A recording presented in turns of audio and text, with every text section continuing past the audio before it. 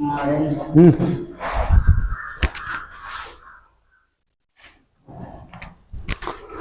Biology में अभी तक आपको क्लास 11th में एक चैप्टर हमने पढ़ाया है। पहले आपको जानकारी दे दे, बायोलॉजी में टोटल 22 चैप्टर आज से एक साल पहले पढ़ना पड़ता था 11th क्लास के स्टूडेंट को 11वीं में, जिसमें से 3 चैप्टर आपके सिलेबस से हटा दिया गया। तो 22 में अब आपको सिर्फ 19 ही चैप्टर पढ़ना पड़ेगा। 19 चैप्टर में एक चैप्टर यहाँ पे पूरा खत्म हो चुका है, जिस चैप्टर का नाम था cell the unit of life, कोशिका के बारे में। उसके बारे में आपने 9वां क्लास में भी पहले पढ़ा होगा, 9वां क्लास में कोशिका के बारे में। तो सेल चैप्टर यहाँ पढ़ाई हो गया। जिस किसी स्टूडेंट का 11th क्लास में सेल चैप्टर यहाँ छूटा हुआ है, तो आपको नोट्स कॉपी मिलेगा और अलग से बता दिया जाएगा। अब दूसरा चैप्टर जो शुरू है वो है cell cycle and cell division, कोशिका विभाजन। ठीक है, इसमें भी बहुत सारा लेक्चर यहाँ पढ़ाई हो चुका है ना। तो उसमें जो आज के क्लास में है, जो पीछे वाला छूटा हुआ आपको रिकवर करेंगे। आज जो पढ़ाने जा रहे हैं वो थोड़ा समझिए। ए बुआ तो बंद करो उसको, इसमें तो समझ में नहीं आता है, मेन तो वजह ही है। देखो इधर, अब तो आज क्या पढ़ाने जा रहे हैं उसको ध्यान दीजिए। देखिए आपको हम बताए थे कि कोई भी सेल डिवाइड जब करता है, कोशिका विभाजन जो होता है, हमारे अंदर हो, पेड़ पौधा के अंदर हो, जानवर किसी के अंदर हो, 2 पार्ट में उसको डिवाइड किए सेल डिवीजन को। एक को बोलते हैं, क्या बताए थे, इंटरफेज, एक को बोलते हैं डिवीजन फेज। इंटरफेज में 3 फेज आता था, बताए थे ना, जीवन फेज, एस फेज। जीवन फेज पहले खत्म हुआ, फिर एस फेज, एस फेज खत्म हुआ, G2 फेज। और G2 फेज से सेल फिर किस में चला जाता है, डिवीजन फेज में। किस में चला जाता है, डिवीजन फेज। वही अभी हम पढ़ाने जा रहे हैं। ठीक है, डिवीजन फेज को 3 नाम से जानते हैं। कितने फेज में, ये डिवीजन फेज एक ऐसा फेज है जहां पे सही में सेल डिवाइड करता है, यहाँ पे कोशिका विभाजन होता है। ठीक है, तो डिवीजन फेज को ही एम फेज बोलते हैं। क्या बोलते हैं, इसी को बोलते हैं माइटोटिक फेज। क्या बोलते हैं, माइटोटिक फेज। डिवीजन फेज को ही बोलते हैं एम फेज, इसी को क्या बोलते हैं, माइटोटिक फेज। अब ये होता क्या है, थोड़ा इसके बारे में जानते हैं। देखो क्या लिखा है, it last for only about an hour in the 24 hour duration of cell cycle of human cell. Human cell मतलब हमारे अंदर, इंसान के अंदर। इंसान के अंदर सेल साइकिल पूरा 24 घंटा चलता है। कितना घंटा चलता है, इंसान के अंदर सेल साइकिल कितना देर चलता है, 24 घंटा। उस 24 घंटा में ये जो डिवीजन फेज है सिर्फ कितने घंटा में कंप्लीट हो जाता है, 1 घंटा। कितने घंटा में, 24 घंटा का सेल साइकिल होता है, उसमें 1 ही घंटा टाइम लेता है ये डिवीजन फेज पूरा करने में, खत्म होने में। समझ में आ रहा, किसके अंदर, इंसान के अंदर, हमारे अंदर। आगे देखिए, the M phase represents the phase between phase when the actual cell division और माइटोसिस करा। जब कभी भी किसी सेल के अंदर कोशिका विभाजन होता है तो उसी चीज को कौन सा फेज रिप्रेजेंट करता है, एम फेज। कौन सा फेज रिप्रेजेंट करता है, आगे देखिए, in animals mitotic cell division is restricted और only seen in diploid somatic cell except in some social insect. इसका मतलब क्या हुआ, एनिमल्स मतलब जानवर के अंदर ये माइटोटिक सेल डिवीजन जो भी हम पढ़ने जा रहे हैं, ये रेस्ट्रिक्ट है। रेस्ट्रिक्ट मतलब नहीं होता है, ये जानवर के अंदर नहीं होता, उसको साइलेंट कर लो। जानवर के अंदर ये नहीं दिखता है, सिर्फ कुछ कीड़ा मकोड़ा को छोड़ के। सोशल इंसेक्ट का मतलब क्या हुआ, इंसेक्ट का मतलब क्या होता है, कीड़ा मकोड़ा। क्या होता है, कुछ कीड़ा मकोड़ा को अगर छोड़ दिया जाए तो जानवर के अंदर नहीं होता है, कीड़ा मकोड़ा में होता है, ये याद रख लेना। आगे देखिए, against this plant can show mitotic division both haploid and diploid. जबकि पेड़ पौधा इसको शो करता है बहुत बढ़िया से। जितने भी पेड़ पौधे होते हैं उसके अंदर ये माइटोटिक सेल डिवीजन दोनों तरह के सेल में दिखता है। कौन कौन सेल, एक होता है हैप्लॉइड सेल और एक होता है डिप्लॉइड सेल। कितने बच्चों के दिमाग में डाउट आ रहा होगा कि सर ये डिप्लॉइड और हैप्लॉइड क्या होता है। देखो इसको 1 सेकंड में समझाते हैं। तुमको बचपन से पढ़ाया गया 9वें 10वां से कि इंसान के अंदर 46 क्रोमोजोम होता है। कितना, अरे हो, क्रोमोजोम को हिंदी में गुणसूत्र बोलते हैं। क्या बोलते हैं, देखो इसको इससे दिखाया जाता है, 2n = 46। जैसे हमारे शरीर में 46 क्रोमोजोम हुआ और हर क्रोमोजोम जोड़ा में होता है। क्या होता है, एक जोड़ा में कितना क्रोमोजोम होता है, साइलेंट कर लो। देखो एक जोड़ा में कितना क्रोमोजोम होता है, एक जोड़ा में कितना क्रोमोजोम होता है, 2। जोड़ा में हमेशा 2 ही चीज ना होता है। जूता कहेंगे एगो जोड़ा लाओ तो 2 जूता लाओ। तो एक जोड़ा में कितना क्रोमोजोम, 2। 23 जोड़ा में 46, यानी ये जो 46 क्रोमोजोम इसका जोड़ा कितना हुआ, 23। ये हमारे अंदर होता है, इंसान के अंदर, समझा। एक बार में एक जोड़ा है तो ये 46 क्रोमोजोम हुआ। तो ये जो 46 क्रोमोजोम हुआ ना, ये 2n फॉर्म में हुआ, एक बार में 2 क्रोमोजोम एक साथ होगा। तो इस ऐसे सेल को कहते हैं डिप्लॉइड। क्या बोलते हैं, डिप्लॉइड। क्या बोलते हैं, डिप्लॉइड मतलब हुआ जोड़ा में। अगर इसका तुम आधा कर दो, क्या कर दे, 2n का आधा क्या होगा, n। 46 का आधा क्या होगा, 23। क्या होगा, तो ये जो आधा आधा हाफ क्रोमोजोम जो होगा जिस सेल में, उसको क्या बोलते हैं, हैप्लॉइड। क्या बोलते हैं, डिप्लॉइड में मतलब हुआ पूरा जोड़ा में। समझा, कहाँ गया डिप्लॉइड, देखो लिखे होंगे। डिप्लॉइड मतलब हुआ पूरा जोड़ा में, ठीक है। हैप्लॉइड मतलब क्या हुआ, उसका आधा, क्या होगा आधा। कहने का मतलब प्लांट्स जो है, पेड़ पौधा है, ये माइटोटिक सेल डिवीजन हमेशा दिखाता है, डिप्लॉइड सेल में भी और हैप्लॉइड सेल में भी। जानवर में नहीं दिखता है, सिर्फ कुछ इंसेक्ट, कीड़ा मकोड़ा को छोड़ के।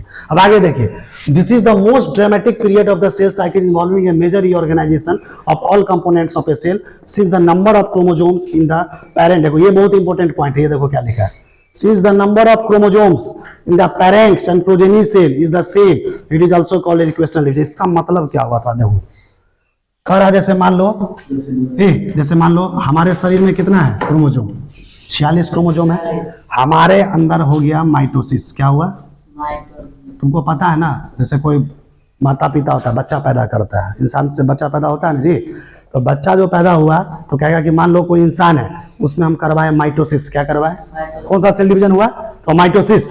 तो ये पेरेंट हुआ, पेरेंट मतलब हुआ माता पिता, क्या हो गया, पेरेंट का मतलब क्या हुआ, तो इसके अंदर कितना क्रोमोसोम है, 2n=46। अगर इसमें हम करवा दिए माइटोसिस, यानी ये एम फेज से गुजरा, तो एम फेज के बाद जो नया चीज बना, उसका बेटा बेटी जो बना है ना, उसको कहते हैं प्रोजेनी। क्या बोलते हैं, जो बच्चा पैदा लेता है उसको क्या बोलते हैं, प्रोजेनी। जो नया बच्चा पैदा लिया प्रोजेनी, तो उसके अंदर जो क्रोमोसोम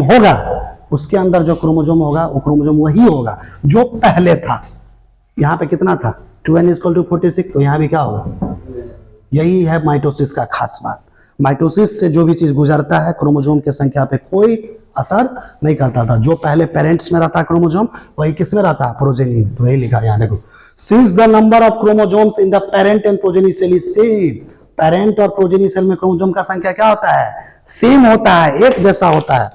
इसी वजह से माइटोसिस को एक और नाम से जानते हैं, इसको क्या बोलते हैं, इक्वेशनल डिवीजन। क्या बोलते हैं, इक्वेशनल डिवीजन। तुमसे पूछेगा परीक्षा में, कॉलेज का परीक्षा में बोलेगा, व्हाई माइटोसिस और M phase is called equational division. Mitosis और एम फेज को इक्वेशनल डिवीजन क्यों बोला जाता है, क्यों, क्योंकि माइटोसिस एम फेज में पेरेंट और प्रोजेनी में क्रोमोसोम का संख्या एक ही होता है, सेम होता है, इसी वजह से।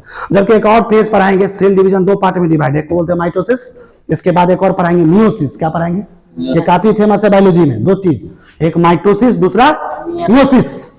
माइटोसिस में बताया क्रोमोसोम एक ही रहा, लेकिन मियोसिस में जब बताएंगे तो क्या बताएंगे, देखो उसको हम बता देते। देखो जैसे मान लो कोई सेल है, उसके अंदर क्रोमोसोम कितना है, 2n=46, इसमें करवा दिए मियोसिस। क्या करवा दिए, मियोसिस। तो जो बच्चा पैदा लिया ना, जो प्रोजेनी बना ना, तो उसमें सीधे क्रोमोसोम का आधा हो जाता है। क्या हो जाता है, फिर 2n की जगह क्या हो जाएगा, 46 की जगह 23।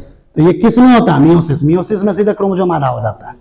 इसी वजह से मियोसिस को एक और नाम से जानते हैं, इसको बोलते हैं रिडक्शनल डिवीजन। क्या बोलते हैं, क्योंकि क्रोमोसोम रिड्यूस हो गया, घट गया।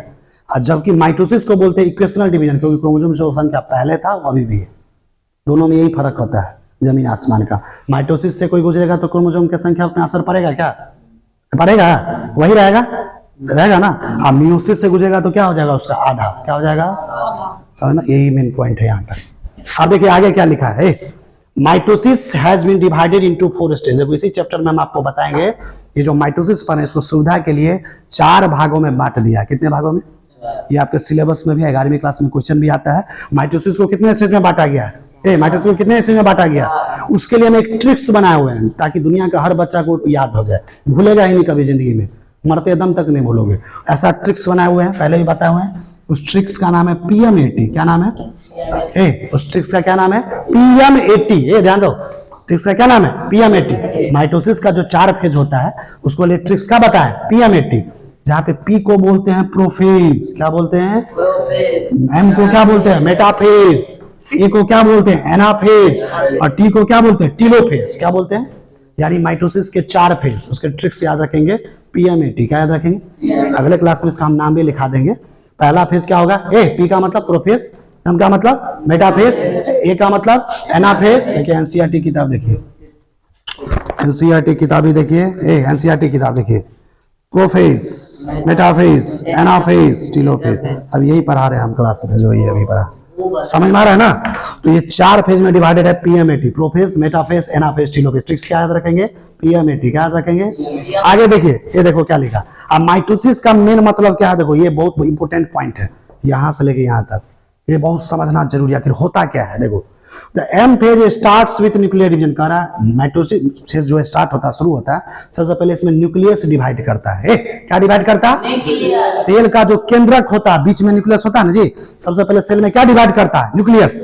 और न्यूक्लियस जो डिवाइड करता है, और जैसे ही मतलब डॉटर बना, पेरेंट से डॉटर बना, बेटा बेटी पैदा लिया, तो न्यूक्लियस जो डिवाइड किया, न्यूक्लियस में क्या होता है? Separation of daughter chromosomes. देखो क्या लिखा है, corresponding to separation of, जैसे ही न्यूक्लियस डिवाइड करेगा तो उसका क्रोमोसोम गुणसूत्र क्या हो जाएगा? अलग अलग हो जाएगा। क्या हो जाएगा? अलग अलग हो जाएगा। और न्यूक्लियस जो डिवाइड करता है ना, इसी को बायोलॉजी में कहा जाता है कैरियोकाइनेसिस। क्या कहा जाता है? कोई पूछेगा व्हाट इज कैरियोकाइनेसिस, मतलब न्यूक्लियर डिवीजन। न्यूक्लियस जब डिवाइड करेगा तो उसको क्या बोलेंगे? कैरियोकाइनेसिस। जैसे देखो, इसको हम समझा रहे हैं कैसे होता है, ध्यान दो इधर। जैसे देखो, एक सेल लिए, क्या लिए? ये सेल का बीच वाला पार्ट क्या कहते हैं इसको? न्यूक्लियस। क्या कहते हैं? ये सेल का बीच वाला पार्ट क्या कहलाता है? न्यूक्लियस। मान लो इसमें माइटोसिस हुआ, क्या हुआ? तो सबसे पहले माइटोसिस में क्या हुआ? न्यूक्लियस डिवाइड करेगा। तो देखो सेल ऐसे ही रहेगा अभी भी, बस न्यूक्लियस जो यहाँ था ना, ऐसे हो जाएगा। एक यहाँ हो जाएगा और एक यहाँ हो जाएगा। दो तरह का चीज बन गया। एक चीज कितना बन गया? ऐसे दिख नहीं रहा है, ऐसे हो जाएगा। एक यहाँ बन जाएगा, एक यहाँ बन जाएगा। न्यूक्लियस डिवाइड, इसी को कहते हैं न्यूक्लियर डिवीजन।